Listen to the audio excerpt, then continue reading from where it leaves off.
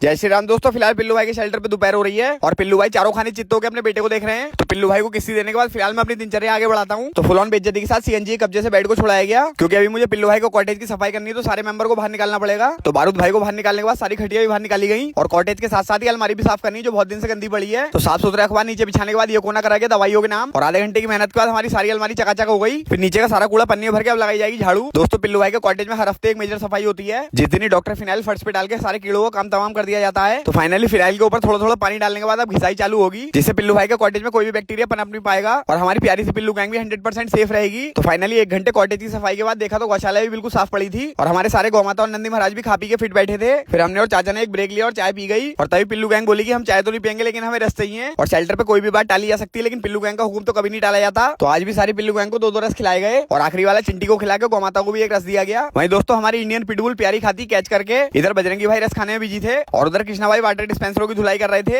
जहां मैं भी अपने 5-6 टब लेके पहुंच गया। इन टब की दोस्तों अभी सफाई हो रही है, क्योंकि इसमें हमें गौमाता के लिए दलिया ठंडा करना है। वहीं पिल्लू गैंग का भी वेज पुलाव बनकर रेडी हो चुका था, तो भोजन करने वाले एरिया में थोड़ी सी सफाई मारी गई और चिंटी दीदी की निगरानी में वेज पुलाव का भगोना उठाया गया। दोस्तों अभी पुलाव बहुत ज्यादा गर्म है, तो इसे कई सारे बर्तनों में डिवाइड कर दिया जाएगा। वहीं गर्मियां भी शेल्टर पे दस्तक दे चुकी हैं, जिनका तोड़ हमें इस दही से करना पड़ेगा। तो 5 किलो दही में 5 लीटर पानी, और यही हमारी पिल्लू गैंग की गर्मियों की कहानी। और आप यकीन मानिए दोस्तों, इस वेज पुलाव में मट्ठा पड़ते ही पिल्लू गैंग पागल हो जाती है, और वहीं पिल्लू की औलादे तो बाल्टी में डायरेक्ट चलती है। इस गोल मट्ठे में दोस्तों लाल पीली दाल, चावल, सोयाबीन की बरी, आलू, लौकी के साथ साथ दही और पानी है, जो इतना ज्यादा टेस्टी होता है कि पिल्लू गैंग का कोई भी मेंबर उसे नहीं छोड़ता है। तो गैंग को फिट करके अब बारी है गैंग लीडर का काम तमाम करने की, जो कि गौशाला में बैठे हुए हमारे पिल्लू भाई हैं। तो अपनी प्यारी सी बेटी के पास जाकर उसे लंच कराया गया। फिर टूटी को कंधे पे और स्पॉट को पीछे लेके मैं पहुंचा सीधे बजरंगी के पास। महाराज जी के लिए भी कटोरी में भोजन लगाया गया और नींद में चित पड़ी बंदरिया को उठाया गया। और उठते ही बजरंगी भाई पहले तो घबरा गए, लेकिन फिर दही पीने के बाद सोयाबीन भी खा ली। लेकिन इस शरारती बंदर का दिमाग खाने से ज्यादा गिराने में होता है। जब तक कटोरी को 440 वाट का झटका नहीं दे देगा, तब तक इसका खाना पूरा नहीं होता है। तो बजरंगी के दोनों गालों में सोयाबीन भर के मैं चल दिया नहाने, और इस बात का सबूत है कि शेल्टर पे खाना पीना और सफाई फिट हो चुकी है। वहीं पिल्लू भाई के ढाबे में जाके देखा तो कुछ पिल्ले काउंटर के नीचे सेट पड़े थे और मुझे बहुत जोरों की भूख लग रही थी, तो कढ़ाई में तेल डाला गया और हींग जीरे के साथ लाल मिर्च और सूखे धनिया का तड़का लगाया गया और थोड़ा सा फ्राई करने के बाद उसमें प्याज कुदा दी। और इस तड़के की खुशबू सूंघते तो कोई भी पागल हो सकता है। फिर अदरक, लहसुन और हरी मिर्च के पेस्ट के साथ हल्दी और लाल मिर्च डाल के तड़के को भुना गया और दूसरे वाले चूल्हे को भी काम पे लगाया गया। और इधर मेरे पैरों के नीचे भी गैंग की भीड़ बढ़ती जा रही थी और फिर तड़के में टमाटर और धनिया डाला गया। जितनी देर फ्राई हो रहा है, तो मैंने सोचा इतनी देर में रोटियां बना ली जाए। तो गोल रोटी तवे पे डाल के उछाल के फुला दी गई और इन फूलती हुई रोटियों को आ जाए प्यारी सी लोई, जिसे आप अगर अच्छे से बेलोगे तो गोल शेप आएगी और अच्छे से तवे पे सेक दी तो ये फूल भी जाएगी। तो हमारी रोटी तो सिक चुकी है और सलाद भी तैयार हो चुका है। तो चावल का कुकर गैस पे रख के दाल को फाइनली अपने बेहतरीन वाले तड़के में डाला गया और फिर थोड़ा सा गर्म करने के बाद सीधे कुकर में सारा गोल मट्ठा डाल दिया गया और लास्ट में धनिया डाल के हमारी गजब अरहर की दाल रेडी है। वहीं भूखे नंगे अभी भी वेज पुलाव सूत के बैठे हैं, लेकिन इन्हें मेरी थाली में से रोटी जरूर खानी है। और बंदर तो ऐसे देख रहा है जैसे कितने साल से भूखा है। तो बजरंगी को भी रोटी का गस्सा देके ये रही अपनी खाने की प्लेट। और वहीं सेवा तो खत्म नहीं हुई, लेकिन रील का समय खत्म हो जाता है। मिलते हैं अगली वीडियो में। बोलो हर हर महादेव।